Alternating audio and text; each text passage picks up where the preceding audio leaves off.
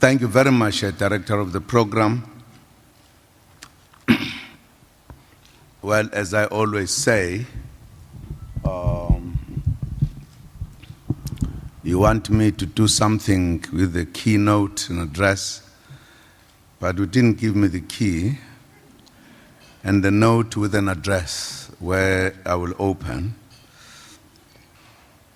So I don't have it, so I'm not going to give that one.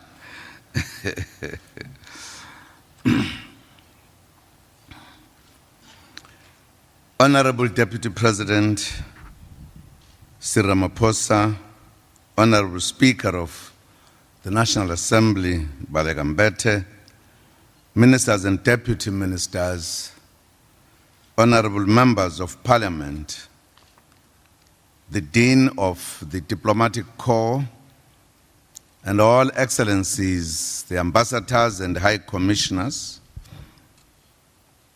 captains of industry, fellow South Africans and friends. We are delighted to share this 2016 celebration of Africa Day with all of you. Today marks 53 years since the establishment of the Organization of African Unity, the OAU. The OAU was transformed into our present-day African Union, AU, in 2002 in Durban.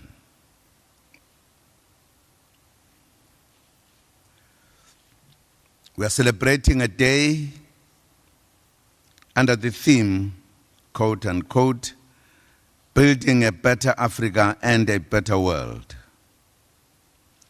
which is the goal of our government and our nation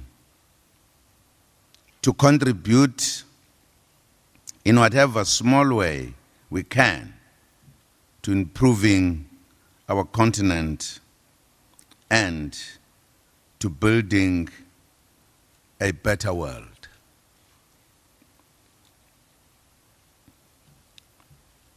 The background to this day is important just to touch upon it so that we appreciate where we come from. As you know, Africa suffered a great deal from a number of things. I think my colleagues have touched upon this. It supplied the majority of slaves in Europe and the United States, the only continent that another continent had a conference to discuss and agree that they must share many parts of it, and then got colonized.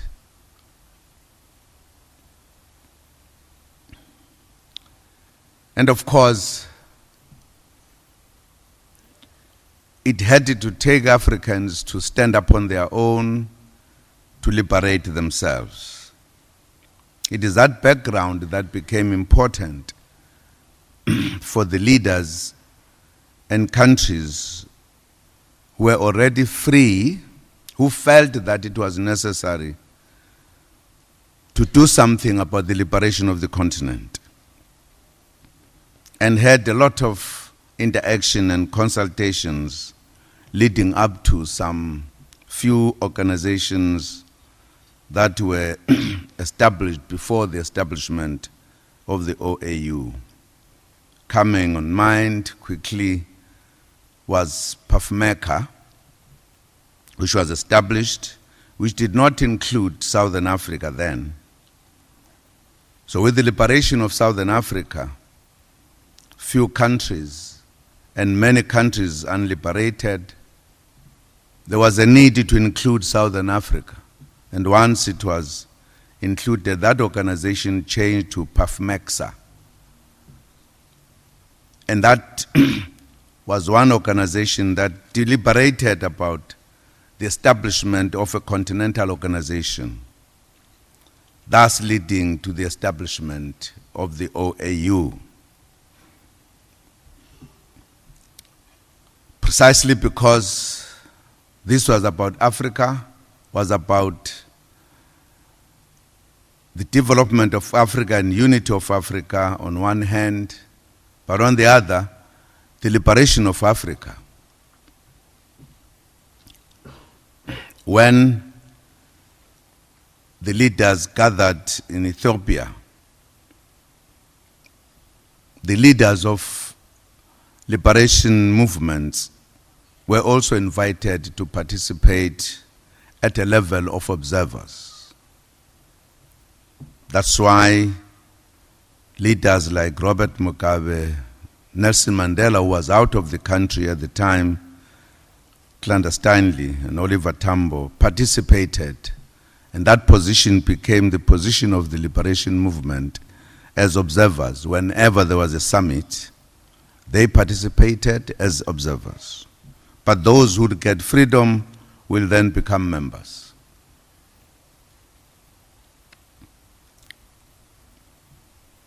Among other things they did was to establish a subcommittee called the OAU Liberation Committee, which then looked specifically at the struggle waged by the liberation movements. And therefore, when we meet and celebrate today, we celebrate the victories that we have scored, the successes that we have made, but also celebrate those who sacrificed with their lives, with spending a long time and many years on prisons, not only Robben Island. You know that Kenyatta was also sentenced to 5 years, and many others. So it is these that we celebrate, but also encourage ourselves to go forward. Well, there were two objectives, as I've just indicated. One, to liberate Africa that was not liberated. The other, to unite and develop the African countries. And it is at this point where we can talk about the development of the continent, which then had a different kind of life, so to speak, because the colonial countries had made the Africans in those countries to believe and forced them to believe they belonged to them. For an example, if we were colonized by the Portuguese, you were then made to believe that there is a big city called Lisbon, which was your capital.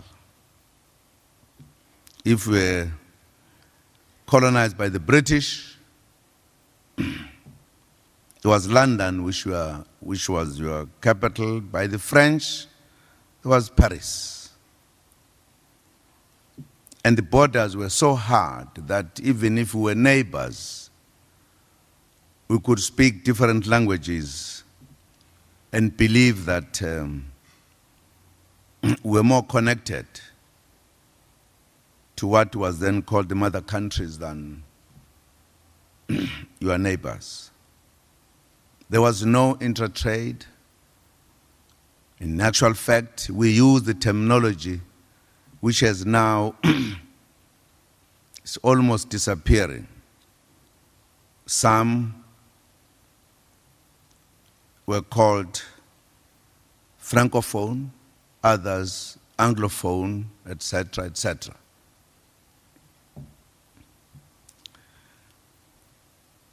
So we have moved and succeeded to liberate ourselves in many ways. And these are the things we are succeeding. We have come together, broke down the barriers that were created. We talk today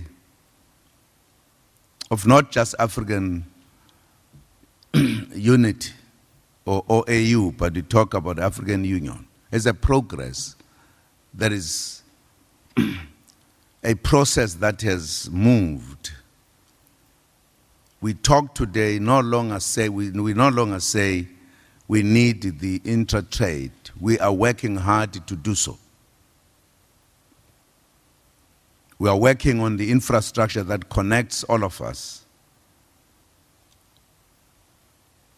We are moving away from the time when, if you were called an African, you were made to believe you're inferior. We are at the stage where we are proud to be Africans and to do our own things in our own continent. So when we celebrate today and encourage ourselves, we think of this kind of background. So it is important for us just to bear this background in mind as we celebrate. It is therefore for us very important that on this day we come together and look back.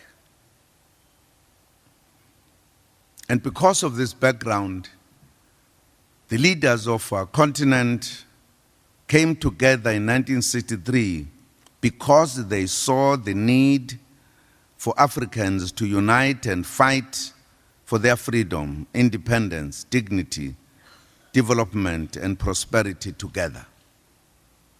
Not to be separated by the colonialists, but to fight together.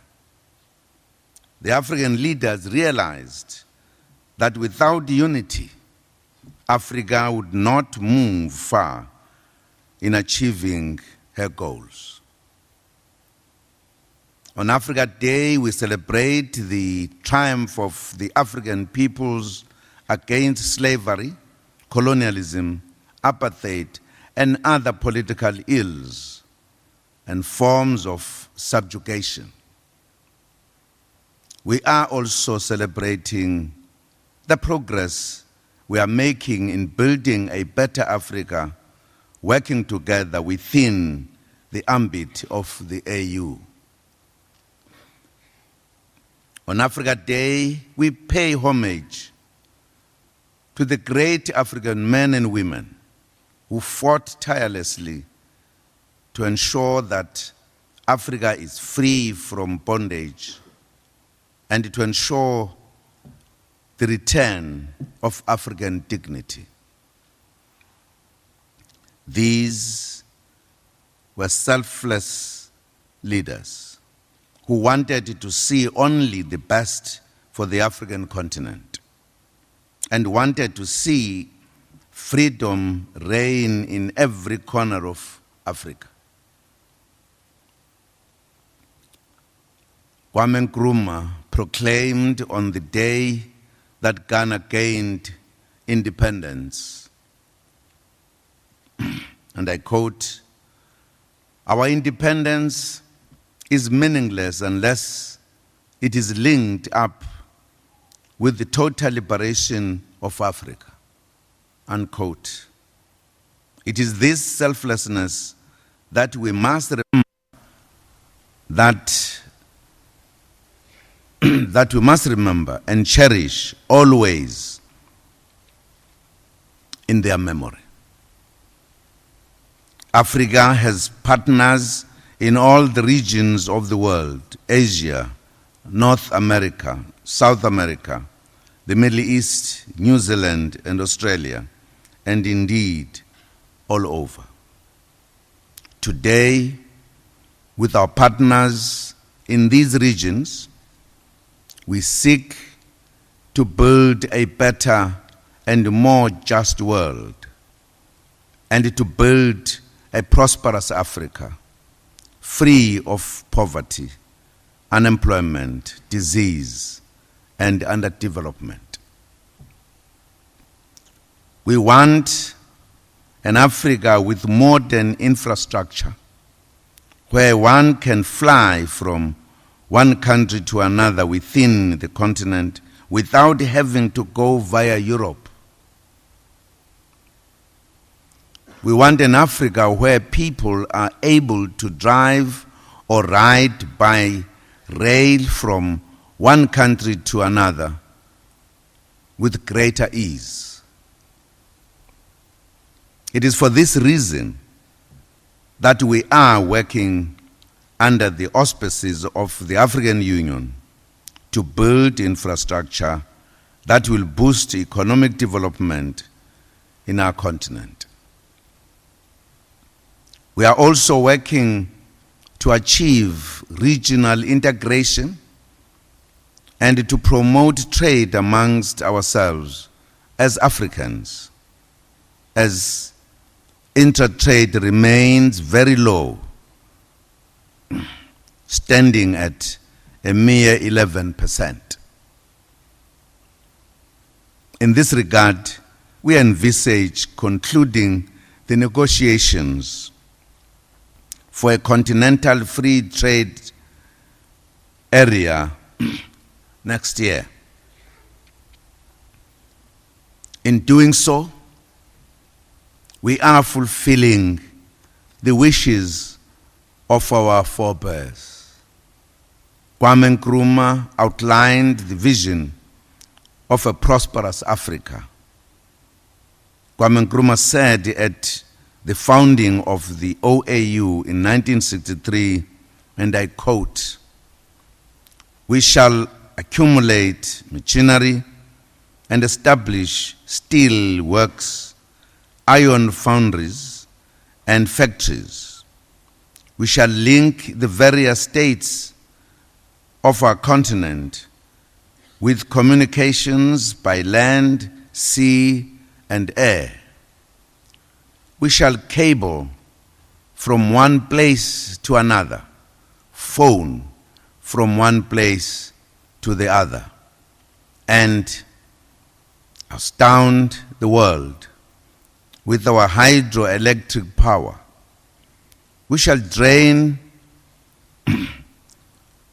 marshes and swamps, clear infested areas, feed the undernourished, and rid our people of parasites and disease," unquote.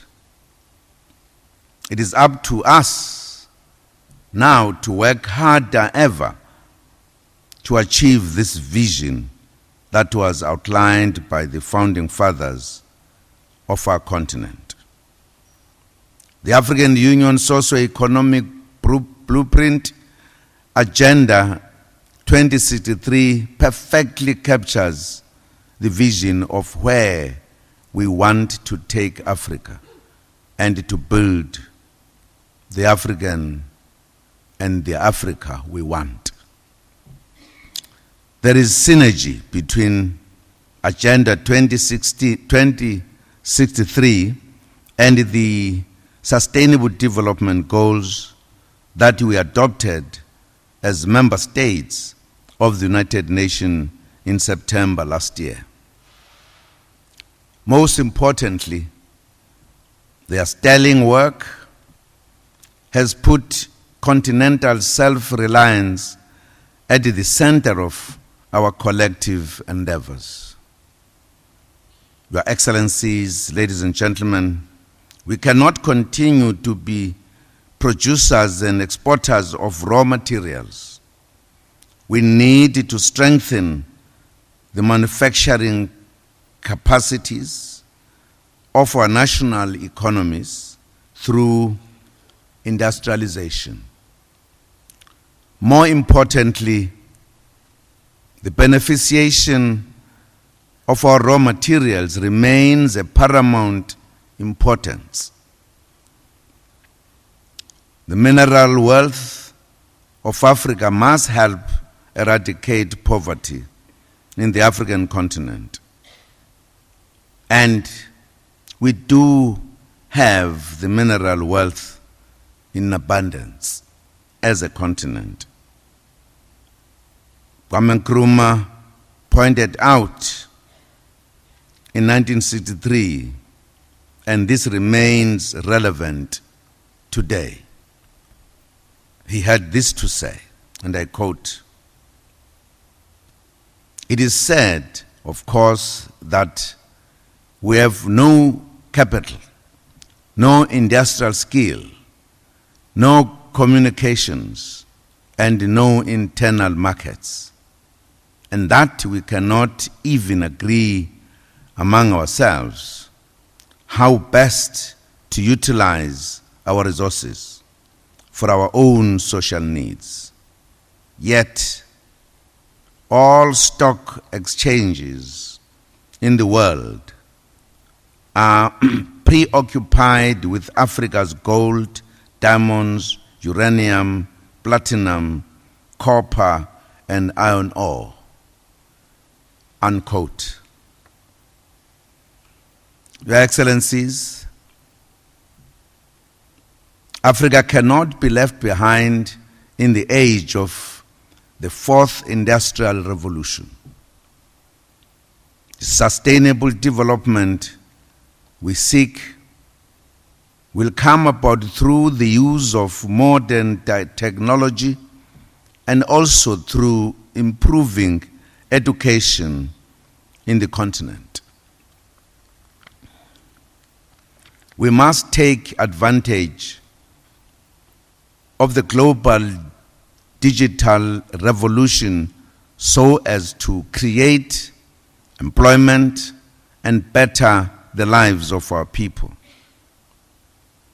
The situation which we find ourselves in can be changed. We are a very youthful continent, and investment in education and skills development will take Africa closer to the goals of sustainable development and an end to hunger, disease, and deprivation. Furthermore, our energy needs in the continent have increased.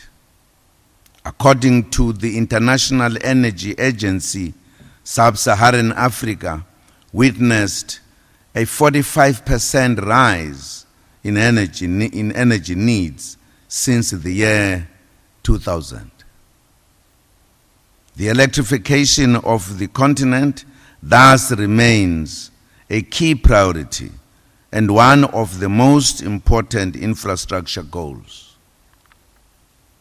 Remarkable advances have already been made in solar and wind energy, among others. These efforts will not only enable us to satisfy our energy needs in the foreseeable future, but will also assist us to reduce carbon emissions. We can achieve all these goals. We need to draw inspiration from the word of our iconic leader, Nelson Mandela, who said, and I quote,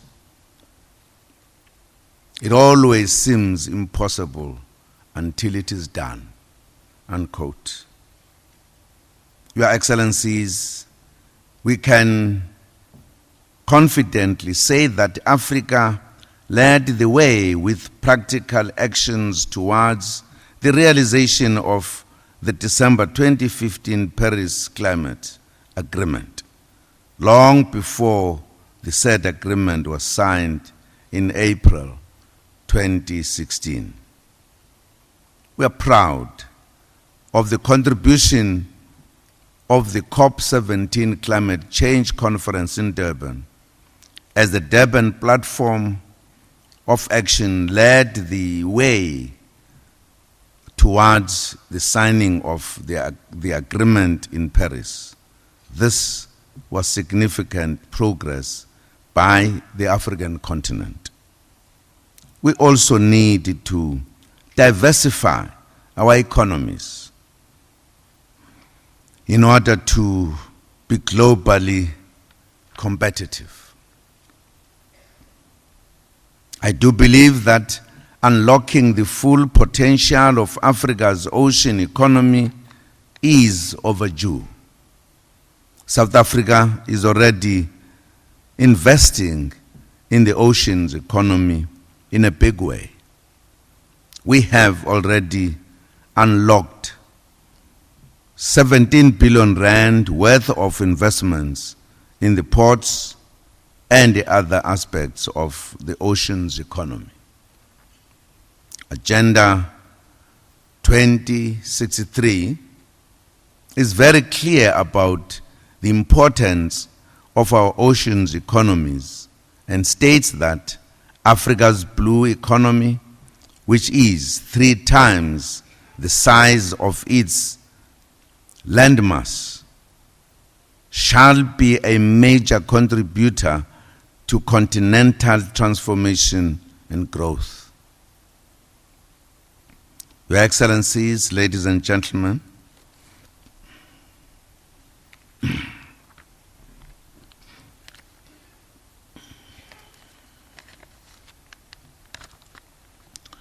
pockets of conflicts in the continent have potential to limit the realization of our socio-economic development goals. It is for this reason that the AU has prioritized peace and security. We have taken a resolution that the guns must be silenced in the continent by 2020. We want an Africa that is at peace with itself.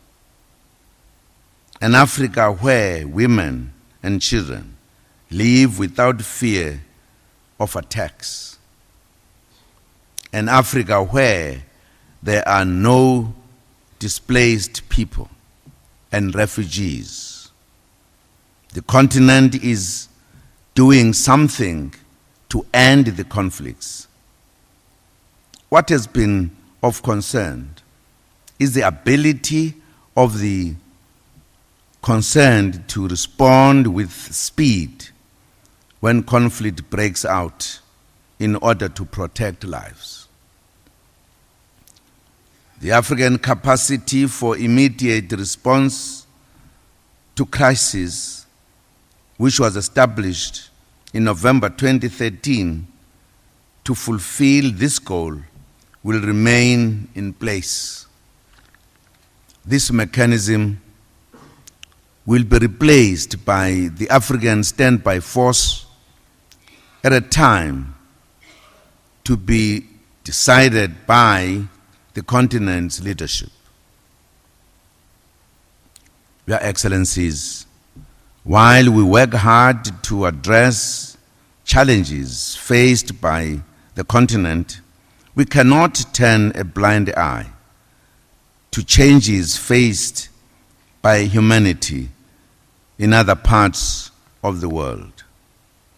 We are thus troubled by the tragic migration crisis in Europe, which is being exploited by criminal elements to commit various crimes. The European Union Commission has recently released a report which links increased human trafficking to the current migration challenges in the region. The seriousness of this matter requires our urgent collective action.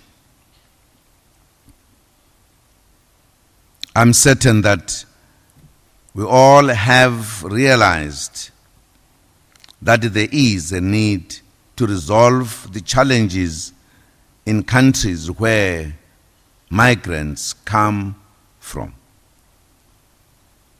We will be short-sighted to believe that migration crisis can only be managed, whereas it can actually be be prevented.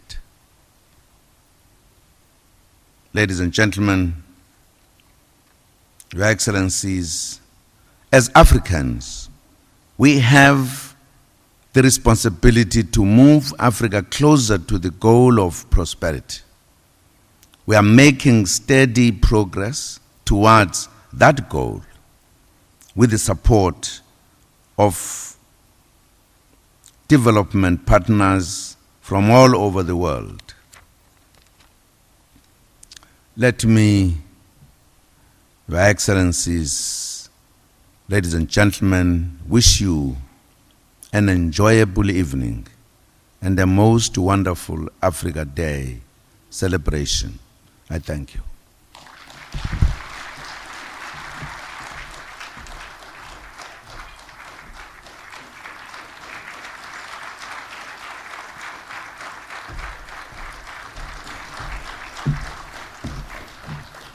Thank you, Mr. President, for that keynote address.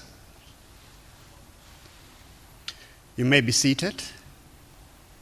Your Excellencies, distinguished guests, while you are enjoying your starters